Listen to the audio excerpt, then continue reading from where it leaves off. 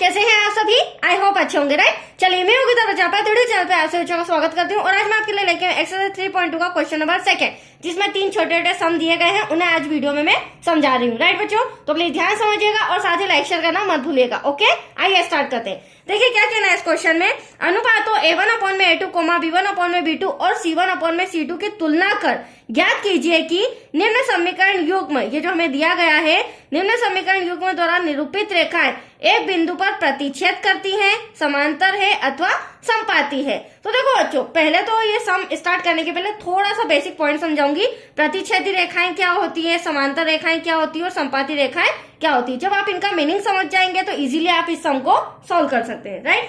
आइए मैं थोड़ा सा हिंट देती हूँ। सबसे पहले हम लेते हैं प्रतिच्छेदी रेखाएं। उसके लिए होता क्या है, first point A1/A2 not equal to B1/B2। तो देखो बच्चों, आप लोग सोच रहे होंगे A1/A2 not equal to B1/B2 कब होता है।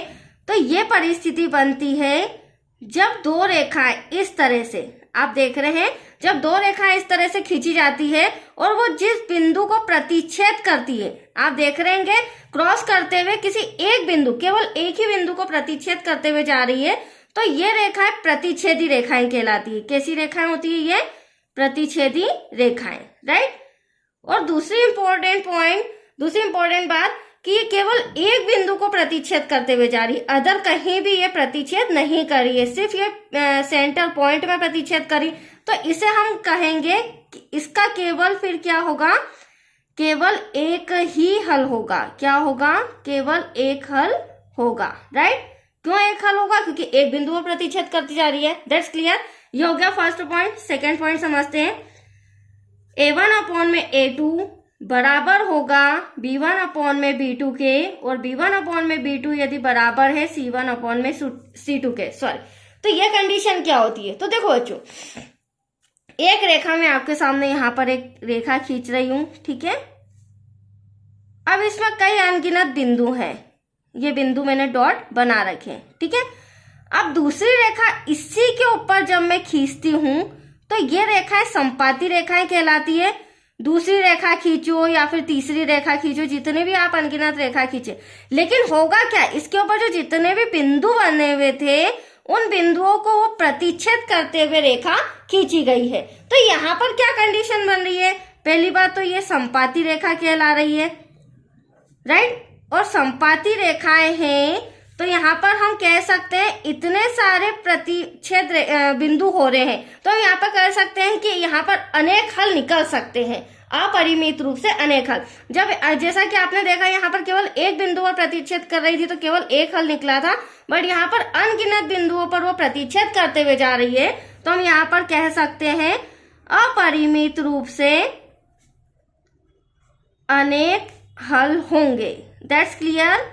बट क्या कंडीशन होना चाहिए? जब तीनों हमारा, जब हम सम सॉल्व करेंगे तो A1/A2 बराबर होना चाहिए B1/B2 के, और B1/B2 बराबर होना चाहिए C1/C2 के। तब हम कहेंगे कि हाँ भैया ये संपाती रेखाएं हैं। That's clear.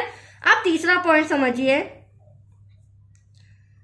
यहां लिख लेते हैं A1/A2 इक्वल्स टू B1/B2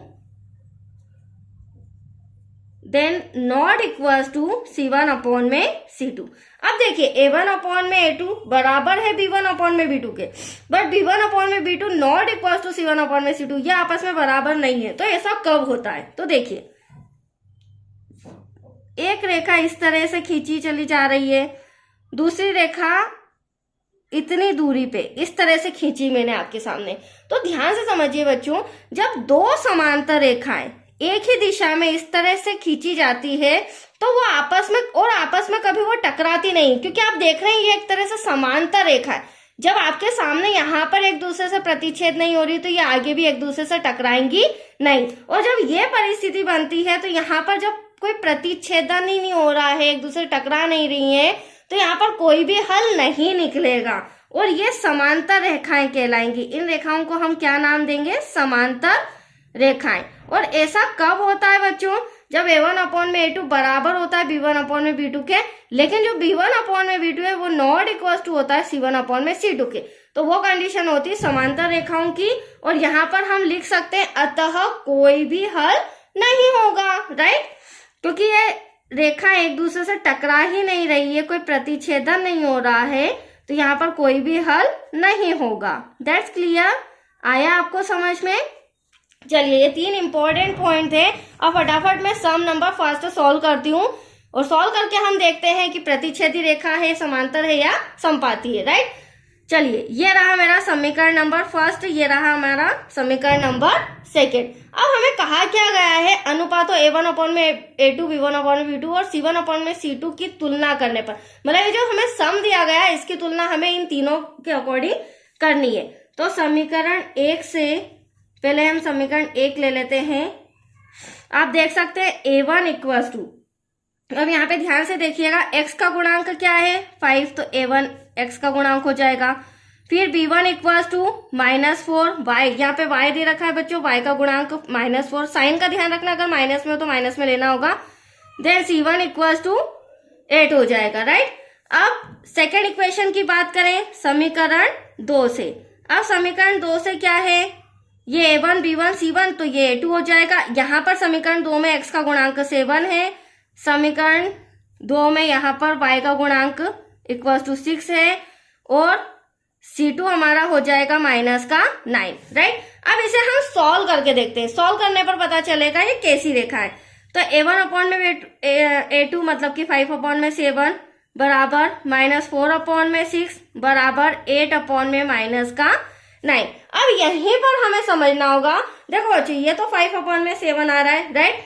इसे अगर मैं कैंसिल भी करूं, 2 2 जा 4, 2 3 जा 6, तो एटलीस्ट क्या है 2 अपॉन में 3, तो मुझे आगे जाने की जरूरत ही नहीं है, क्योंकि आप देख सकते हैं यहाँ पर 5 अपॉन 7 है जो कि बराबर नहीं है, क्योंकि यहाँ पर क्या आ रहा है -2 अपॉन में 3। तो यहाँ पर क्या कंडीशन बन रही है, आप देख सकते हैं ये 5 अपॉन में 7 नॉट इक्वल टू -2 अपॉन में 3। तो यहाँ हमारी फर्स्ट नंबर की कंडीशन बन रही है जब A1 अपॉन में A2 नॉट इक्वल टू होता है B1 अपॉन में B2 के। और ऐसा कब होता है, जब प्रतिच्छेदी रेखाएं होती है, क्योंकि यहाँ पर केवल एक ही हल निकलेगा। तो यहाँ पर अब हम लिख सकते हैं A1 अपॉन में A2 not equal to B1 upon में B2 है। और जब ये परिस्थिति बन रही है, कोई एक ही हल निकल रहा है, तो हम कह सकते हैं अतः प्रतिच्छेदी रेखाएं हैं, क्योंकि हमें बताना है किस तरह की रेखाएं हैं। वो आप कैसे बताओगे, इन्हें सॉल्व करके। तो आया आपको समझ में, फर्स्ट का आंसर आ चुका है। अब हम सेकेंड सम यहाँ पर रिटर्न कर लेते हैं बच्चों, फिर उसे सॉल्व करेंगे। देखिए सेकेंड सम हमारा है, हमें दिया गया है 9x प्लस 3y प्लस का 12 इक्वल्स टू में 0, 18x प्लस का 6y प्लस का 24 इक्वल्स टू में 0, राइट। चलिए अब हम इसे सॉल्व करते हैं। तो आप देख सकते हैं समीकरण 1 और समीकरण 2 से हमें तुलना करनी होगी। तो ये लीजिए समीकरण 1 से वही बात, A1 हमारा हो जाएगा बच्चों इक्वल्स टू 9, राइट। B1 हमारा हो जाएगा 3, C1 हमारा हो जाएगा 12। समीकरण 2 से, हाँ यहाँ पर हम लिख देते हैं समीकरण 1 समीकरण 2। समीकरण 2 से A2 हमारा हो जाएगा 18, B2 हो जाएगा हमारा 6, देन C2 हो जाएगा हमारा 24। अब हम A1 अपॉन में A2, B1 अपॉन में B2 और C1 अपॉन में C2 वंस मोर लिख लेते हैं। 9 अपॉन में 18 इक्वल्स टू 3 अपॉन में 6 इक्वल्स टू 12 अपॉन में 24। अब देख सकते हैं आप, लिखने पे ही हमें समझ में आ रहा है कि ये कहीं ना कहीं कैंसल हो सकता है। 9 1 जा 9, 9 2 जा 18, 3 1 जा 3, 3 2 जा 6, 12 1 जा 12 और 12 2 जा 24।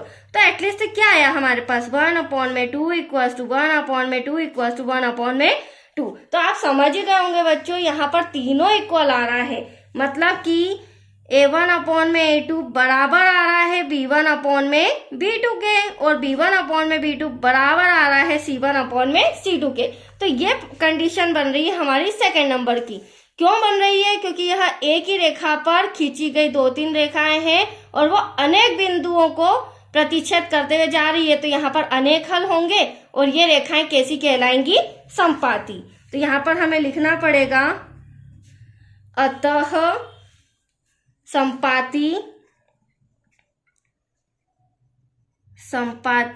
रेखाएं हैं। That's your answer. मैंने पहले ही आपको बता दिया था, अगर आपने बेसिक चीजें समझ ली है तो आपको सॉल्व करने में दिक्कत नहीं आएगी। इनका आंसर आप इजीली लेके आ जाएंगे, राइट। चलिए, थर्ड नंबर का हमारा सम दिया गया है हमें 6x माइनस का 3y प्लस का 10 इक्वल्स टू में 0। फिर हमें दिया गया है 2x minus y plus 9 equals to में 0। अब देखिए, ये रहा हमारा समीकरण नंबर फर्स्ट, ये रहा हमारा समीकरण नंबर सेकेंड। समीकरण 1 से और समीकरण 2 से। अब देखिए, समीकरण 1 से क्या हो जाएगा? आप देख सकते हैं यहाँ पर A1 हमारा क्या हो जाएगा बच्चों? 6, B1 हो जाएगा हमारा माइनस का 3, देन C1 हो जाएगा हमारा 10। उसी प्रकार A2 हो जाएगा हमारा 2, B2 हो जाएगा हमारा माइनस का 1 और C2 हो जाएगा हमारा 9, राइट। अब इसे हम अलग अलग कर लेते हैं। A1 अपॉन में A2 क्या है बच्चों? 6 अपॉन में 2 बराबर B1 अपॉन में B2 माइनस 3 का और अपॉन में माइनस का 1 और यहाँ पर 10 अपॉन में 9, राइट। अब ये तो माइनस से माइनस कैंसल। अब यहाँ पर आप देख रहे होंगे 2 और 6 भी कैंसल हो सकता है। कैसे? 2 1 जा 2, 2 3 जा 6। तो एटलीस्ट हमारे पास बचा क्या? 3 अपॉन में 1 बराबर है 3 अपॉन में 1 के, और 3 अपॉन में 1 बराबर नहीं है 10 अपॉन में 9 के। तो आप देख सकते हैं यहाँ पर हमारी कंडीशन बन रही है बच्चों, A1 अपॉन में A2 बराबर है B1 अपॉन में B2 के, बट B1 अपॉन में B2 not equals to C1 upon में C2। और ये है हमारी थर्ड कंडीशन, जो कि मैंने अभी आपको समझाया था। थर्ड कंडीशन में क्या होता है? 2 समांतर रेखाएं होती हैं जो एक दूसरे से प्रतिच्छेद नहीं होती और इनका कोई भी हल नहीं होता है, ठीक है। तो ऐसी रेखाएं क्या कहलाती है? समांतर रेखा। तो इस कंडीशन को हम क्या लिखेंगे यहाँ पर? अतः समांतर रेखाएं हैं। अतः समांतर रेखाएं हैं। That's your answer. तो आया आपको समझ में? बहुत ही अच्छा सम था। पहले थोड़ा सा बेसिक समझ लिया हमने, उसके बाद सम सॉल्व कर लिया। तो चलिए, आज के लिए इतना ही बच्चों। नेक्स्ट वीडियो मिलेगा आपको क्वेश्चन नंबर 3 से रिलेटेड। ओके, थैंक यू बच्चों।